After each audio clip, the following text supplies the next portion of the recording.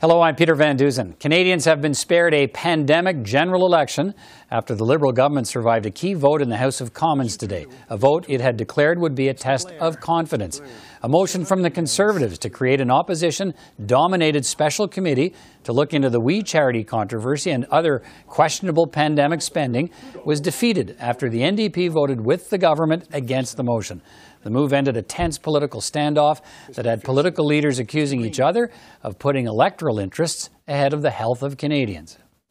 Speaker, throughout this pandemic, we have reassured Canadians that Parliament continues to function, that our institutions are strong, that our democracy remains strong. We watched parliamentarians work together to deliver a historic aid for Canadians. Obviously, Mr. Speaker, we don't want an election. Canadians don't want an election, but Canadians need to know that their Parliament continues to work constructively. It doesn't mean we need to agree on everything, Mr. Speaker, but it does mean we need to be able to come together and deliver concretely for Canadians, and that's exactly what we plan to do on this side of the House.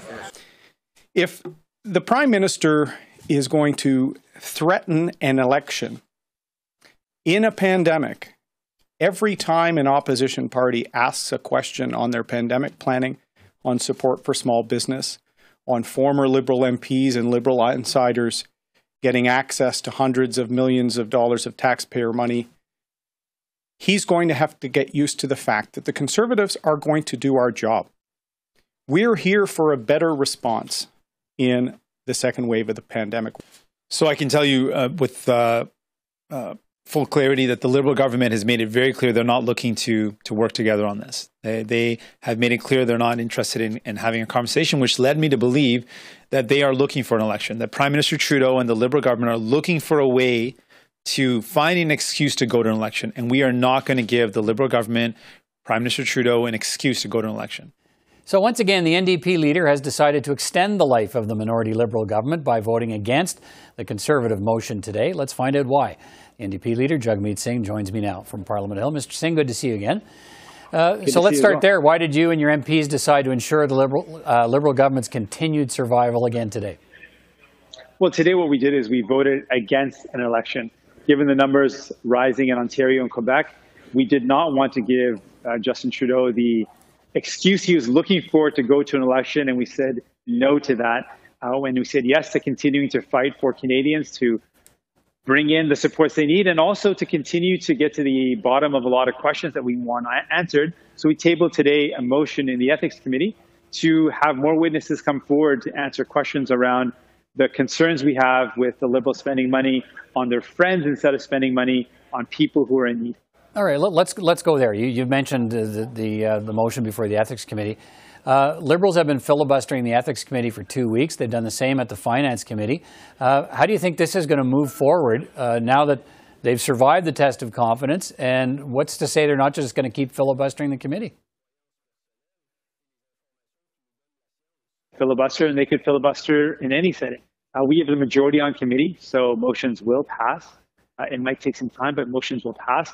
What they're showing is that they are unwilling to be accountable, which is something that is very damaging. I think if they continue to do this, I mean, that is their right to do, but it would look very bad on them. That they're going to continue to avoid the scrutiny through delay tactics.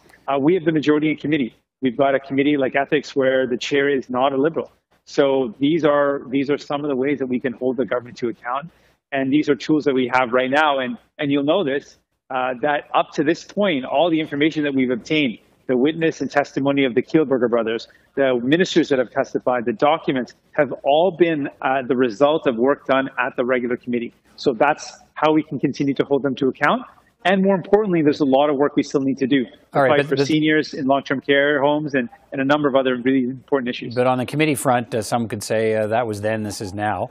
The filibustering continues. And I guess when, I mean, if the filibustering continued, would that be enough to remove your confidence from the Liberals and see them defeated at the earliest possible opportunity?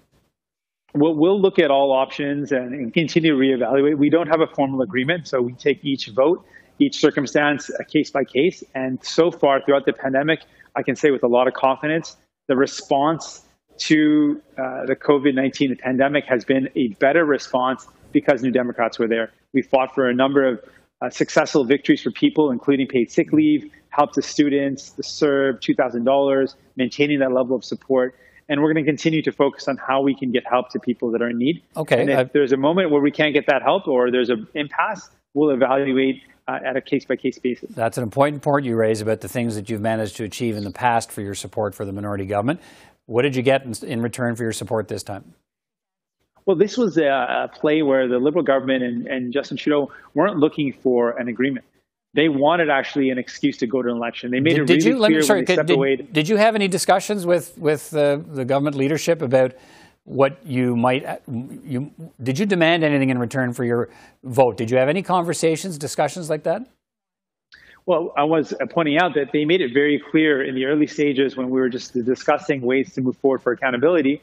They walked away from those discussions and made it really clear they weren't looking for accountability. In fact, they weren't looking for a resolution to this. They wanted the brinkmanship. They wanted to force an election. They were hoping that the opposition would give them the cover they needed so they could blame us for this election. And I said, I'm not going to be a part of that. I'm not going to allow Justin Trudeau to have an excuse to go to an election. If he wants to go to an election, go to the Governor General and ask for one. Okay. But don't use or hide behind the opposition for an excuse. So what's the line in the sand for the NDP? It used to be that as long as you could extract things you want in return for your support from the government, that they would get your support.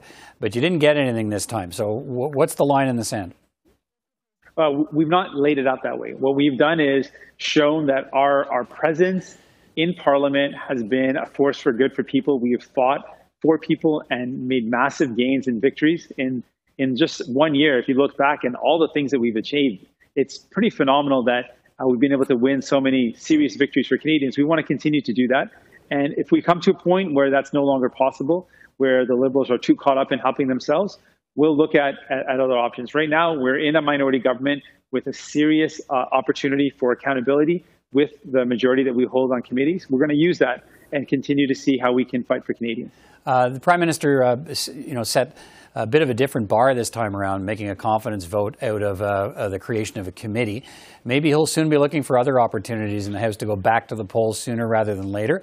How long are you prepared to block him from engineering his own defeat, as you put it today? Well, he could do it himself, and there's no question about it. The Prime Minister can go directly, if he had the courage, to the Governor General and say he wants an election. I think that the Prime Minister should explain that to Canadians, should tell that directly instead of using these games and ploys. It's clear when the government wants to work together. We've had opportunities and it's worked. This time they weren't looking for that. They were not looking for ways to work together. They were threatening an election over a committee.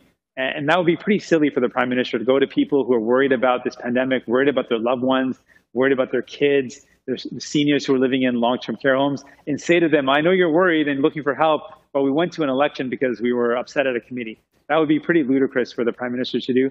We were not going to be a part of that. If he wants to find an excuse, he can do that on his own. We're just going to focus on how we can help people. Right. What about the people saying that you weren't interested in triggering a snap election today because you can't afford to fight one? Not at all. We've shown again and again that we can fight elections with far less resources than the other parties or other colleagues. We're going to continue to do that if we need to. We're ready to fight. But right now, the focus shouldn't be on finding a way to go to an election. 1 year away from the last election, in the middle of a second wave of the pandemic, I think it's very reasonable to say we should focus on how we can get help to people. We've heard a lot of people, small businesses are worried about shutting their doors permanently. People have put their life savings behind these businesses. People are worried about losing their jobs. Parents are worried about their kids. There's a lot of fear and worry out there. We should focus in on helping them out instead of wasting time talking about what a committee looks like. But aren't you concerned, let's finish on this, aren't you concerned that the message you sent to the Liberals today was, look, that they're now thinking we didn't have to give Jagmeet Singh anything this time around, and he still propped us up. So we don't have to give him anything anymore because he'll continue to prop us up because he doesn't want to go to the polls. Not at all. We've shown in the past that we've negotiated and fought and got some wins for Canadians. Any legislation that goes through this House has to get passed with other party support.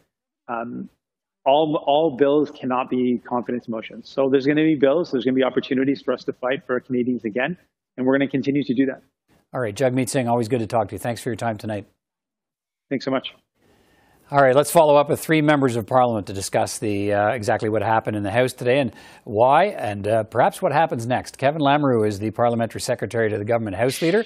Eric Duncan joins us tonight. He's an Ontario Conservative MP and the Question Period Coordinator for the Official Opposition. Charlie Angus is the Ethics Critic for the NDP.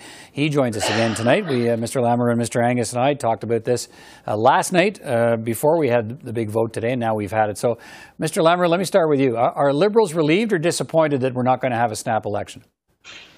You know, at the end of the day, Peter, I think that we just continued moving forward from where we were leaving off, and I see that as a positive thing. What we want is a parliament that's functional. It doesn't mean that everyone has to agree with what the government is doing, but not only does the government have responsibility, but so do opposition parties. And we saw a majority of members of parliament recognize how important it is that we focus on the pandemic and working together where we can. And as I say, it doesn't mean that the government cannot be critiqued. So you're saying, despite what a lot of people were saying, that you're trying to engineer your own defeat so you could go to the polls when maybe the poll numbers looked favorable to you. That's not what happened. You're happy this threat of a snap election is gone. Absolutely. This has absolutely nothing, from my perspective and the government's perspective, of us wanting to have an election.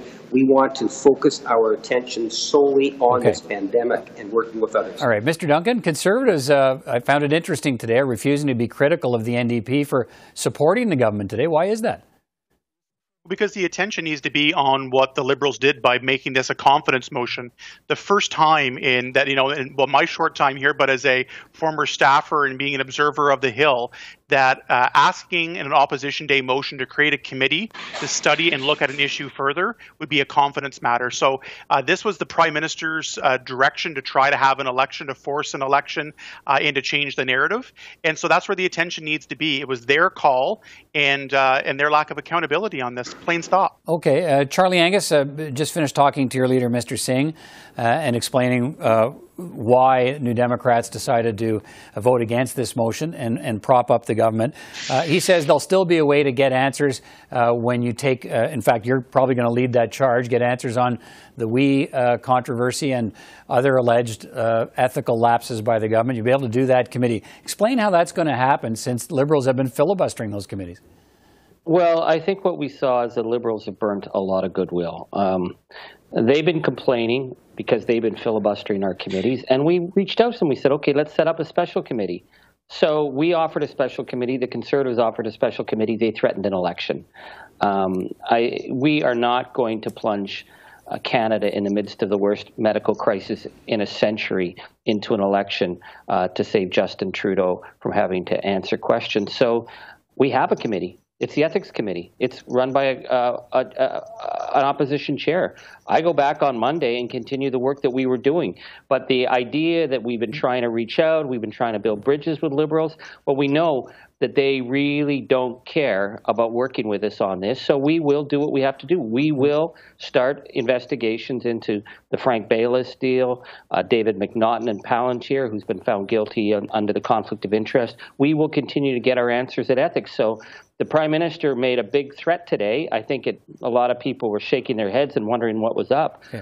But we still have our committee work to do, so we'll just go back and do it. Mr. Lamoureux, are Liberals prepared to let these investigations that aren't going to take place now because this motion was defeated, are Liberals going to let those investigations take place at the committees?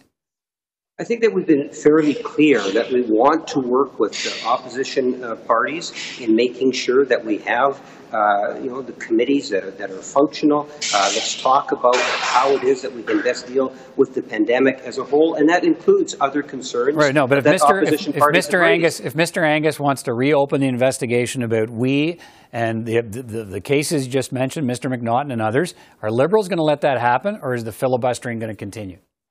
There are opportunities to discuss and ask questions and hold government accountable on a wide variety of different issues that are facing Canadians today with respect to the pandemic. And we're committed to continue to remain focused on that issue, and that allows for committees into the future.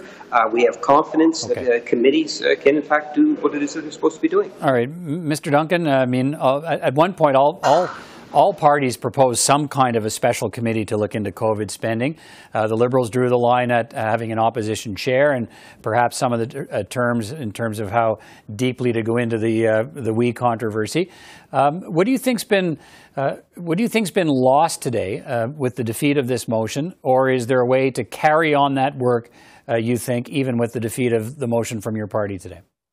I think what's been lost today is the Liberals' respect for Parliament. And I have to tease Kevin on that previous answer. That was filibustering an answer about their willingness to make committees work.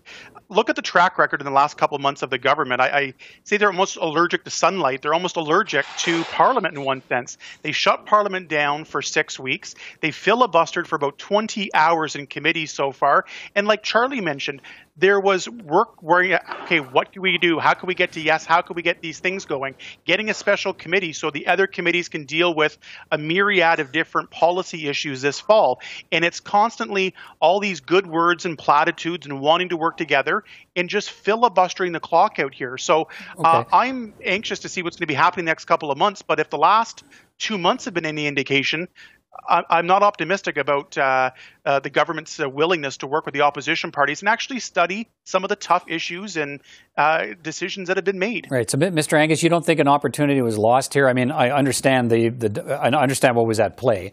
If you support the special committee, the government has declared it confidence. We get an election, so maybe we don't get the special committee anyway.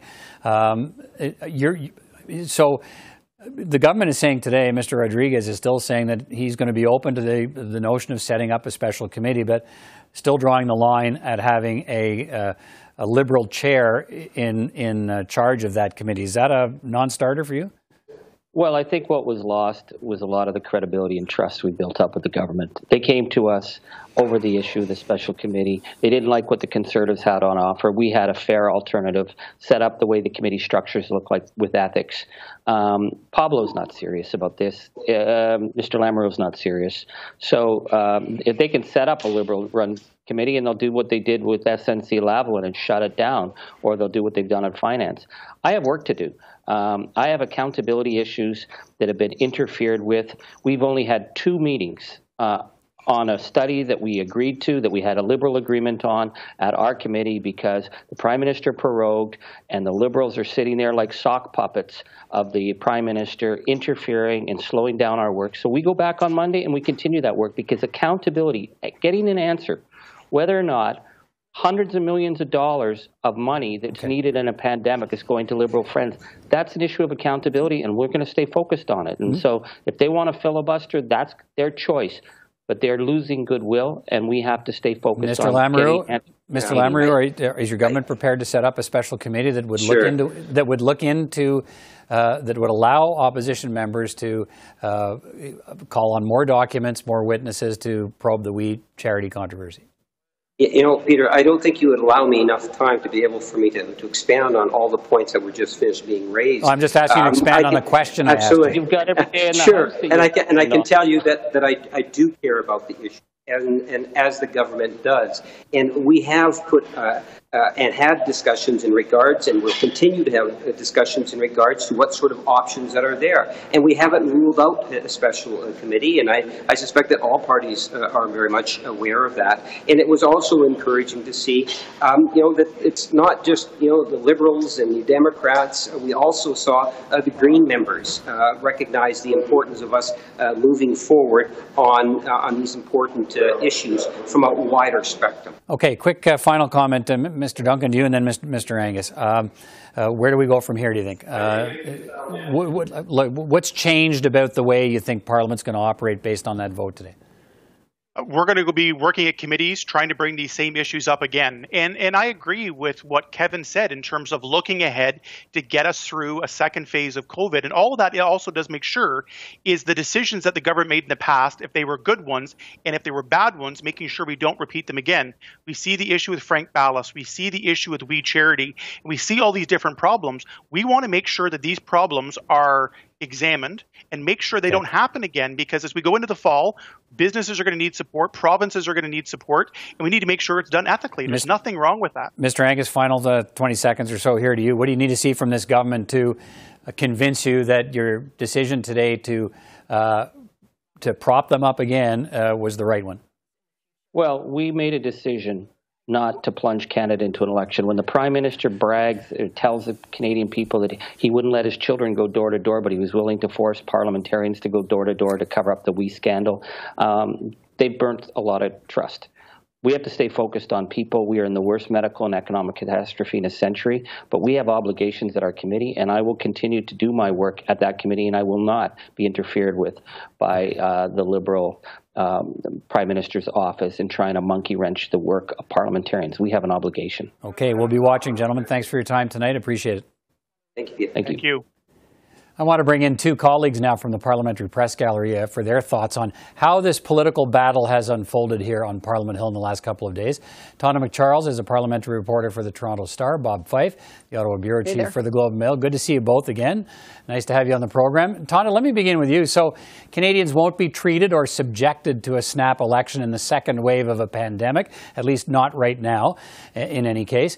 Was this really a fight over a special committee and who would control it, or is there more to that story? Look, at its heart, it really was a power play. It was a fight over power and who gets to call the shots in Parliament. Yes, it was technically and in name only about the creation of a committee and how great the powers that committee would be and how sweeping a mandate it would have. But when it comes right down to it, this was about the Liberals pushing back at the opposition, especially the Conservatives, who wanted an opposition-controlled committee to prolong the investigation of the We Charity affair and any other perceived scandals. So they pushed back, and they lived to tell the story another day. But I think that the Liberals will have a bit of a political price to pay in terms of trust among the other parties. All right, we'll talk a little bit more about that. Bob, what do you think? Was this all about the committee process, and do you think everybody's happy that we're not having a snap election?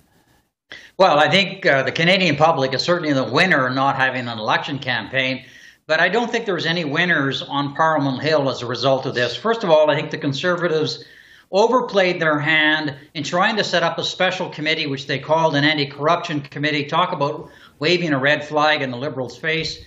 There are other committees that could have done this work and have done so in the past very, very well during minority governments. The Ethics Committee, which has its own an opposition chair, the Public Accounts Committee, the same thing with an opposition chair. They could have gone and done excellent work in the Ethics Committee in terms of and public accounts in terms of government spending on COVID. I think the Liberals look very bad out of this because they have been filibustering and providing documents to the committee that have been demanded by MPs as the part of their duty to see these documents on Big chunks of it's all blacked out. The Commons clerk, law clerk, who is nonpartisan, has been very critical of the government for that. And I think, frankly, I think that the NDP leader, Jagmeet Singh, although Canadians will be glad we didn't go to the polls, he looks weaker every day. Anytime the Liberals put a gun to his head, he gets down and pleads for mercy. Right, so I don't think there's really any winners here except Canadians. Let me follow up on that. Tonda, once again, Jagmeet Singh and the NDP helping the minority government survive here. What do you think of the NDP's strategy? Well, I don't think they had any choice. I mean, and I've been speaking to a number of people, political strategists and whatnot. The bottom line here is, while they will deny it, they will deny that they didn't have a choice. They are very low in the polls, and they wouldn't have had, while their financial picture is a bit better, going into an election would have been a massive problem for them. So does he look weaker by the day? Perhaps. But I think what's also going to now be the fallout of this is Jagmeet Singh knows that a lot of people perceive him that way. And I don't think that that's a very comfortable position to feel. And when you have the Liberal government coming back at you looking for your support on other big ticket items like pharmacare, like seniors, and I would expect that you will see Singh not be so eager to cooperate with the Liberals in the future. But does that make him weak? Actually, maybe it does. But I think it also makes Trudeau risk looking like a bully. So there's a balance at play, and I don't think anyone struck it this week. Bob, what happens to the opposition efforts to get those answers on the We Charity controversy? Mr. Singh says he thinks, you touched on it, he can move that file forward at committees. But given what we've seen, what's the likelihood of that happening? Are we going to learn what we should be learning about what else might be involved in the We controversy? Well, look, I think we can get those answers. It should be done in the Ethics Committee. They have all the power to be able to do their job adequately. You and I remember, and Tonda will remember, how effectively the Ethics Committee operated during the Harper years, minority parliaments, and that's where it should have been done in the first place. In terms of any spending concerns that they want, in terms of COVID and the economy, that can easily be done by the Public Accounts Committee. So, the Conservatives do not look very good out of this too, because what they were trying to do was change the whole rules of Parliament, set up some kind of anti-corruption committee, which the Liberals could never agree to do. So, I don't think they look good on this. Tonda, the Prime Minister may have set a different bar now for what constitutes a test of confidence, and I guess I'm wondering if we should expect to see him play that card again. Well, look, they've got a few other things this fall that they have to deal with. They've got spending measures to come through on tweaks to EI, the legislation to change the commercial rent relief program.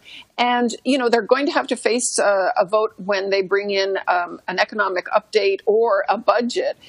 Also, the opposition has more days this fall. So, look, if the Liberals are going to declare a confidence motion every time they don't like something, well, maybe what they're really saying is they do want an election. So I wouldn't say that, look, this may not be a precedent that the Liberals might follow, but they should watch out. The next government might use this as a precedent to start flinging around confidence motions, and they won't be in power forever. Someday they're going to be on the minority side of the aisle, the opposition side of a minority government aisle. So I'd say be careful what you wish for. What do you think on that, Bob? And applying a test of confidence to this motion, the House tomorrow is going to be seized with another Conservative motion that calls for turning a whole bunch of documents about the government's response to COVID from the Prime Minister's office to Health Canada over to the Health Committee so they can do a closer study of how the government's responded to this.